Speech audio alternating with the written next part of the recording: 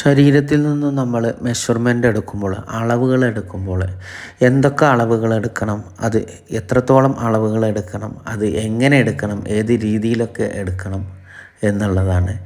അതുപോലെ തന്നെ നമ്മൾ ഒരു ചുരിദാർ ടോപ്പിന്, ഒരു കുർത്തിക്ക് 15ഓളം മെഷർമെൻറ്റുകൾ എടുക്കേണ്ടതുണ്ട് കേട്ടോ. അതുപോലെ തന്നെ പാൻറ്റിന് ഏകദേശം ഒരു 7ഓളം മെഷർമെൻറ്റുകൾ അതും എടുക്കണം.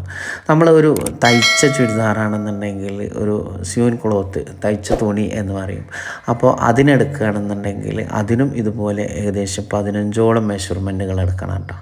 അപ്പോൾ ഈ മെഷർമെൻറ്റുകളൊക്കെ എങ്ങനെയാണ് എടുക്കേണ്ടത്, ഏത് രീതിയിൽ എടുക്കണം എന്നുള്ളത് നമ്മുടെ യൂട്യൂബ് ചാനലിൽ നമ്മൾ ഫുള്ള് വീഡിയോ അപ്ലോഡ് ചെയ്തിട്ടുണ്ട്. അപ്പോൾ എല്ലാവരും അത് കയറി കാണുക, ഷെയർ ചെയ്യുക.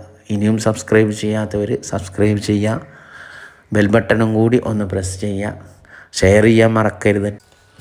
ശരീരത്തിൽ നിന്ന് അളവെടുക്കുന്നതും അതുപോലെ തന്നെ തയ്ച്ച തുണിയിൽ നിന്ന് അളവെടുക്കുന്നതും രണ്ടിൻ്റെയും ലിങ്ക് താഴെ കൊടുക്കുന്നുണ്ട്.